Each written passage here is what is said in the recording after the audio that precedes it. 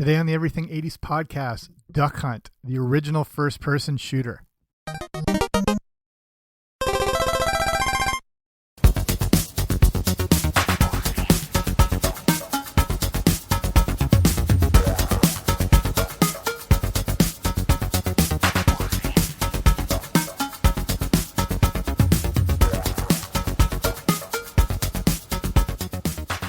Hey guys, what's happening? Welcome back to the Everything 80s podcast. I'm Jamie. Thanks for coming on out today. And we're looking at one of the most popular video games of all time, and a game that was actually considered to really help launch Nintendo before everything with Super Mario Brothers exploded, and that sort of became their flagship game. But we'll look at everything to do with this game, the development, the history, where it came from, some pretty interesting origins as well, as far as the technology that was used in this and how advanced that was for the time. But before we start, if you haven't already, make sure you subscribe wherever you get your podcasts. I should be there. Okay, let's get that out of the way and let's go.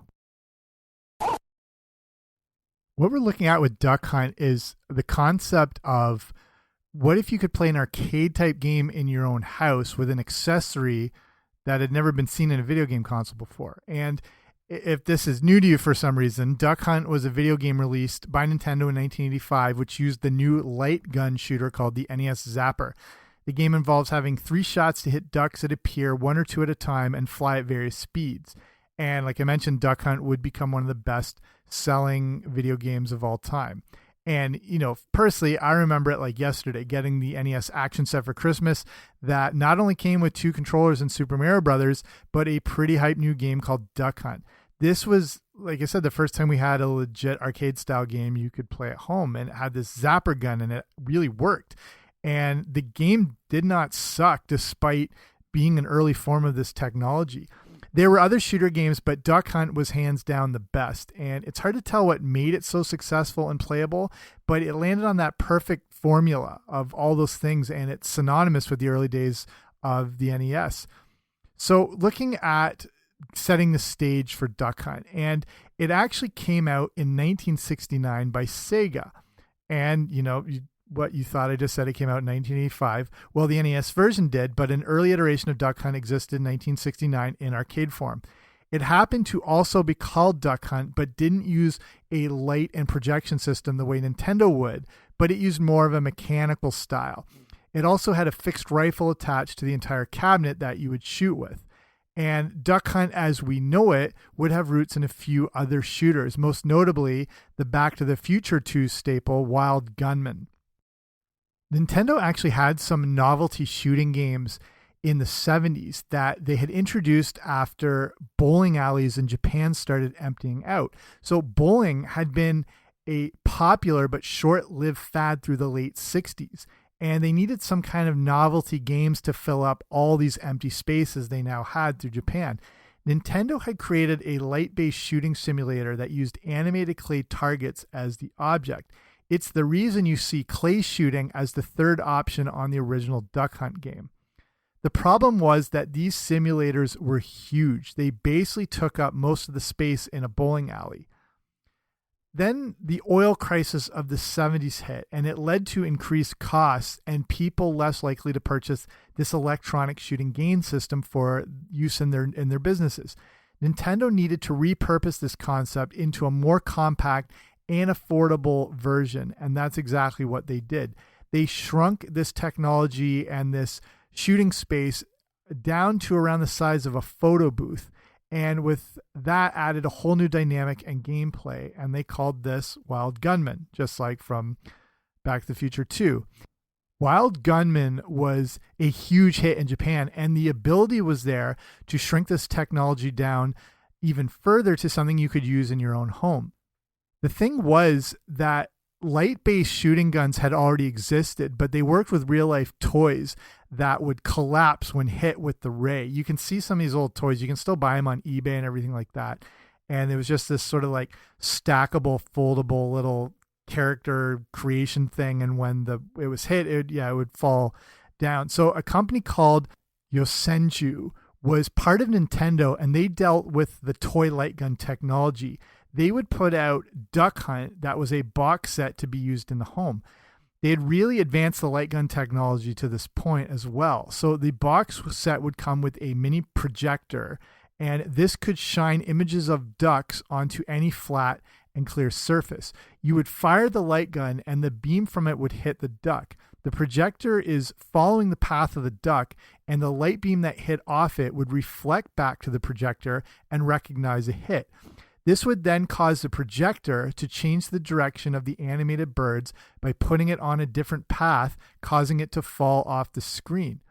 Again, if you look up online, or even if you can track them down on eBay, you can see these box sets, and it was a yellow box that said Duck Hunt, and it had a picture of the rifle going across the front, and it came with this sort of makeshift little rifle, the projector, and the little instruction book. So it's sort of cool to see that all put together. So Duck Hunt for NES would follow this same simple but very effective technology, and this is getting into developing the NES Zapper.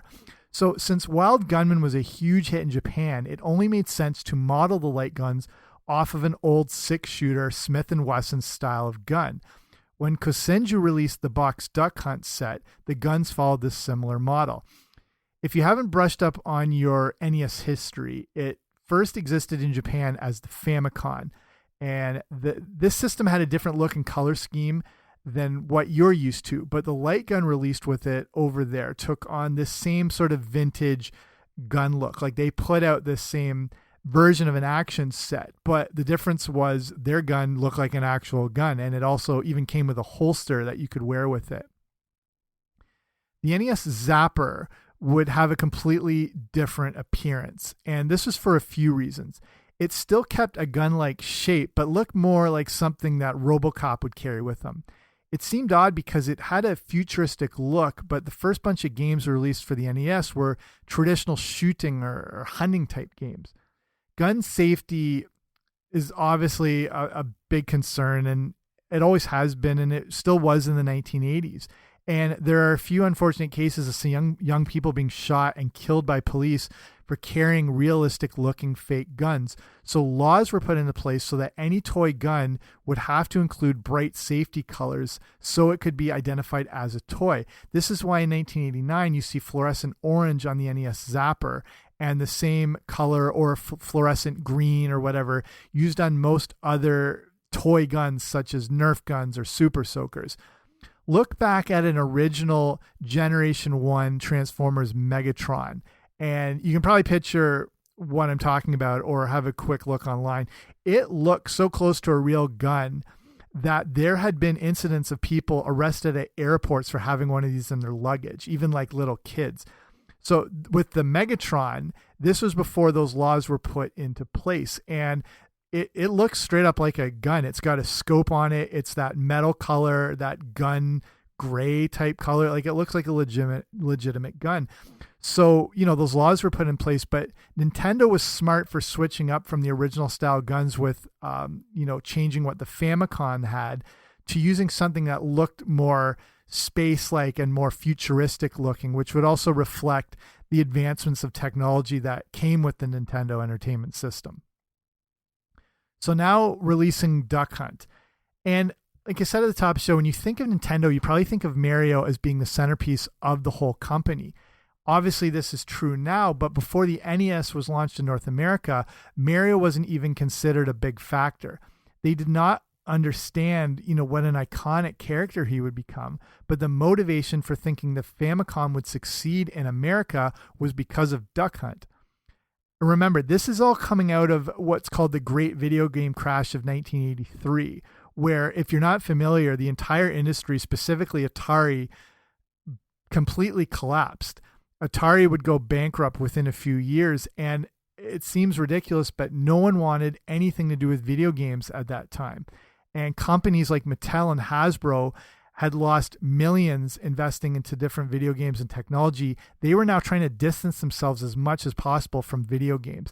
You need to check out, I did a show all about the E.T. Atari video game and the collapse of the whole industry, and it really goes more into depth on that if you want to look back on the previous episodes. So for Nintendo, it would be hard to convince American retailers and buyers to buy another video game system, but this time they had something new. A shooting-based accessory had never existed in home video games before, and they had a ton of market research showing how successful it was. Again, it's so funny to think of a time when retailers thought kids wouldn't want to play video games anymore, but the rousing success of Duck Hunt might be a way back in. And there's also the fact that, you know, as violent and whatever it is, kids really do like shooting-based games.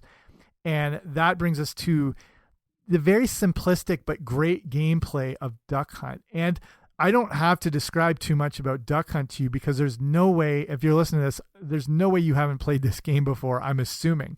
But I want to point out a few things that made this such a great game. The first thing is it had a very cartoony effect to it, and it felt like you were engaging with an actual cartoon show. It's primitive 8-bit technology looking back, but if you look at the advances in graphics that happened from, say, Atari to Nintendo, it was pretty mind-blowing. Duck Hunt was also more interactive, whereas games like Wild Gunman had fixed targets. Duck Hunt was all over the place, so you felt like you had to act like a real hunter by tracking and shooting them down. This game actually required some skill. The game would start off with Dog, and that's the only real name he was ever given. He jumps into the grass to scare off the ducks. You had 3 rounds to shoot a duck, and if you missed all 3 and it escaped, it would count as a miss. When 10 ducks had been shot or missed, the round would be over. Each successful shot would go on the board as a red kill shot, and you had to meet a requisite score to move on to the next round. The requirements would go up each round, and the bird speed would as well, making the difficulty progressively harder as you played. If you missed, the dog would come up, laugh, and mock at you. Yeah, and you would actually try to shoot him, but it wouldn't work. Here's a fun fact. In the arcade version, you could actually shoot him. He wouldn't get, you wouldn't kill him, but he would limp off the screen with crutches and a cast on his leg. So Duck Hunt was great because there was no set patterns and the ducks would always fly in random patterns. So you never knew exactly what was going to happen. If you cheated like I did, you would get right up against the screen and shoot them just as they rose from the grass. But even then, you didn't know exactly where they were going to be coming from. The game also offered 3 variations of the ducks. The green-headed black duck. These were the slowest moving and were the easiest to take down. Brown ducks were considered the fast ducks, and the blue ducks were somewhere in the middle. And it's these variations that led to the challenging aspect of the game and so many variables to make it unpredictable. They could also fly singly or in pairs, and that would create further challenges within the game. So then that brings us to the release and success of Duck Hunt. When the NES was released in 1985, it came in various formats. There was the deluxe set, which only the rich kids seemed to get, that included 2 controllers, Rob, which I'll have a whole other show on, and the games Duck Hunt and Gyromite. There was the basic set that just had the console for $89.99, or for $99.99, you would get Mario with it. There was the power set that had the control deck, 2 controllers, the zapper gun, and the power pad, if you remember that. The power pad was that thing you would run on. And this came with Duck Hunt along with world-class track meet. I think, I don't know if their intention was to try and get kids moving and more active going into the 80s, but it never fully caught on because I don't know if kids wanted to exactly be active while playing video games. And then there was the set that I and most kids would end up getting, and that was the action set.